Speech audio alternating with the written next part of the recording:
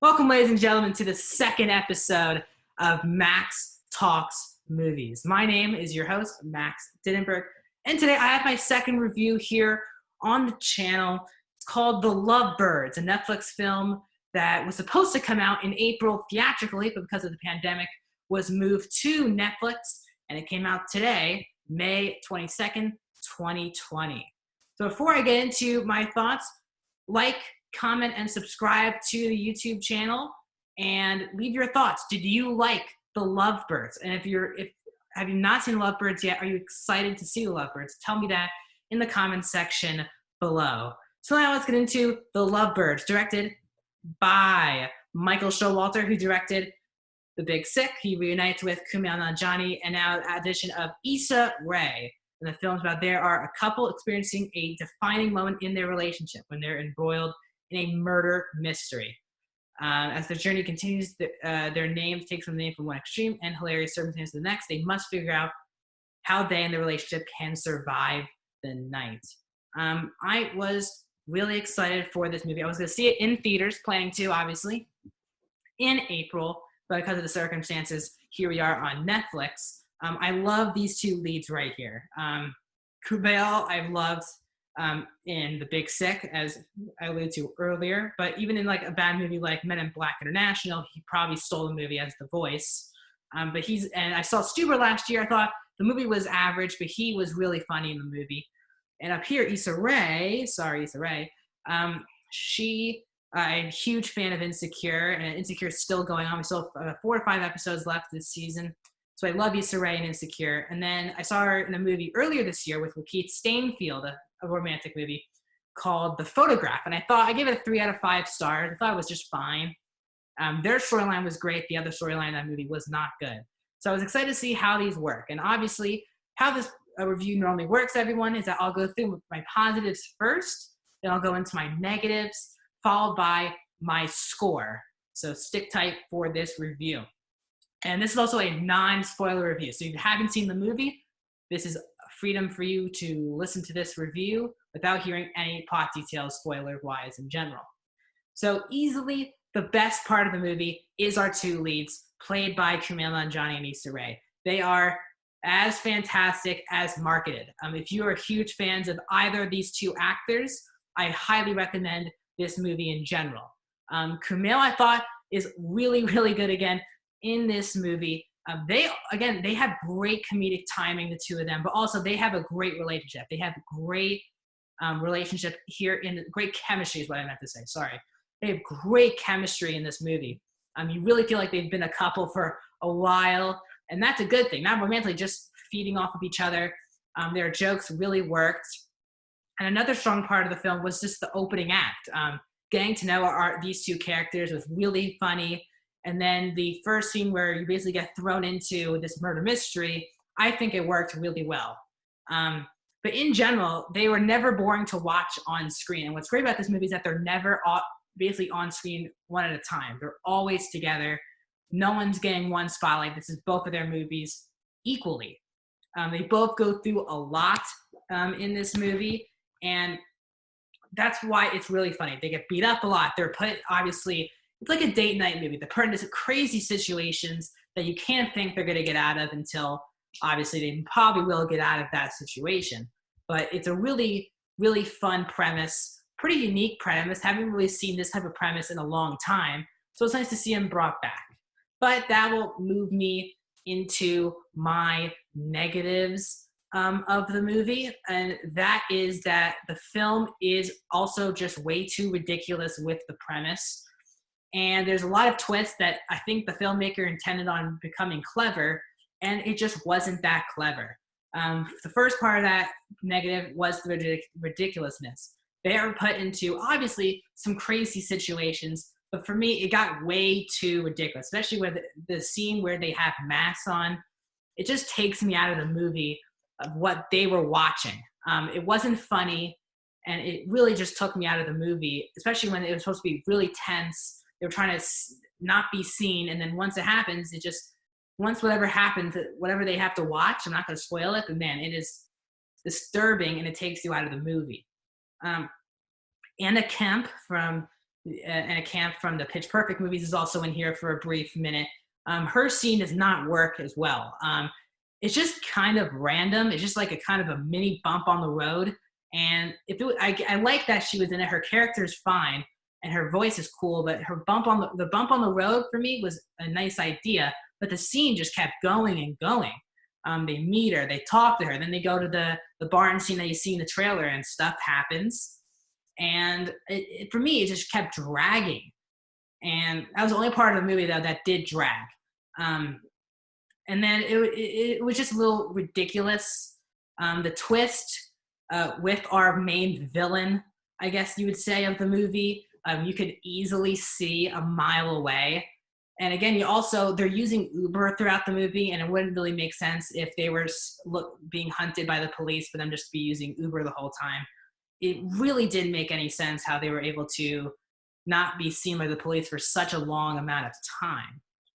I do like time jumps. They do time jump. They go 4 years and another year later. So they keep giving you time jumps in the relationship. And that for me worked. But at times in this movie, it was just too much ridiculousness. The movie is only an hour 26. So that is a huge positive. The movie does fly by. Other than that one scene does drag. And the good news about this movie is that you're rooting for our two leads, not just because they're Kumail Nanjiani, Issa Rae, but also their characters you're also just rooting for throughout their experiences. You want them to, fix whatever problems they're having and to be the best couple that they can be, which is a really good aspect of the movie. But also another negative for me is that the action isn't that well done at all. Kumail Nanjiani was in a movie that I talked about earlier called Stuber, and that movie for me felt really flat on the emotion and the comedy at times, while the action was really strong in Stuber. Now this movie I have better than Stuber, but the action is easily the weakest part of this movie. At times you can't really see what's going on in the action scenes, and if you can see what's going on, it seems really fake. Especially coming off a movie that I just saw called Extraction. Obviously, I'm not expecting the Lovebirds to hit those kind of action hits levels that Extraction does, but this movie needs to at least hit the action when it's there. It goes first for the comedy, second for the romance, and it puts action last, which is fine with me. But when you see the action, especially the last fight scene involving R2 with the main villain, it really doesn't work. I hate when you make the villains so dumb.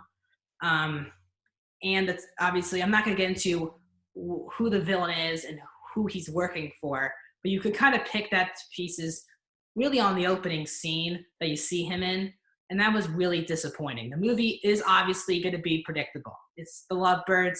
It's not asking for anything special. You know what the ending's going to be, and you got to stick with that. If you're too critical on these type of movies, don't go see this movie, because it obviously is very predictable. You know each thing that's going to happen, but you can't take this movie that seriously because it's not taking itself that seriously, which I was actually really pleased to see. Some movies like this try to put the romance super serious. There's some illness, there's some deaths involving family, and this was just, it's a couple, and they have to fight their way through this murder mystery. There were no serious scenes. They were just cool romance scenes. And it wasn't serious to me, and I really was worried. That's my only worry heading to the movie, was that there would be some serious scenes, and there wasn't. So overall, ladies and gentlemen, I gave this movie a 3 out of 5 stars, a 63%. 63% is where I'm going to stick. I gave The Photograph a 59%. So if you're an Issa Rae fan and you thought, like me, The Photograph was okay, this was better than The Photograph, but not by a lot. As I said earlier, in both these movies, The Photograph and this, our two leads are great. Issa Rae has great romance with both Lakeith Stanfield in The Photograph, and she probably has a better romance in this movie with Kumail Nanjiani. I'm really excited to see what these two actors continue to do, but I was disappointed because this was the director of The Big Sick, and obviously this is a very different movie from The Big Sick, but the action was not handled well by our director, Michael Showalter, and it does hurt the film, especially when you get towards the big third act. I want to thank everyone here for listening to my review of The Lovebirds. Let me go through my social media where you can find me across the board. You can find me on Twitter at DinenbergMax, one word, capital D. So it's capital DINENBERGMAX. One word, the only letter in that word that's capitalized is the D. On Instagram and Letterboxd, you can find me one word, Max Dinenberg. I'd love to see some DMs. If you have thoughts on this movie, like it, dislike it, DM me. I'll be able to take your questions as well.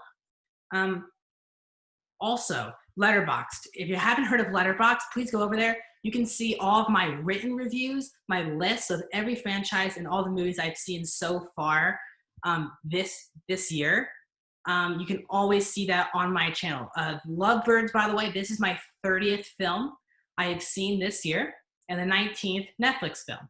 So where it ranks for me on the year before I close things out. On my Netflix movies of the year, it ranks as my number 5 Netflix movie of the year. It's been a pretty weak year for Netflix, but we've been getting some good ones as of late. And better than my first review on this channel, The Wrong Missy. And on my overall year ranking of 30 movies, it comes in at number 13. So that should tell you, I will recommend this movie, especially if you are fans of either Issa Rae or Kumail Nanjiani. Please go see this movie. If you're not, I'm not sure you're going to be into all the jokes that happen. Also, this is Max Talks Movies. So every time there's a new movie that comes out on Netflix, Disney Plus, HBO, once we get back to theaters as well, and if I can also go see some VOD movies, it'll be reviewed on this channel. My first review on this channel has already been up for the past week, called The Wrong Missy. If you've seen the movie, haven't seen the movie, and you're interested in seeing my review for that, it's still on my YouTube channel. Find me on YouTube at Max Dinenberg, space MAX, space DINENBERG. The M and the D, first letters of the 2 words, are capitalized. Subscribe, like, comment. Give me your thoughts down below. What are your overall thoughts of The Lovebirds? Do you agree with my take? Do you love this movie or do you hate this movie? Or are you with me? I'm kind of in the middle with this movie. Tell me all your thoughts down below, and I'll see you next time.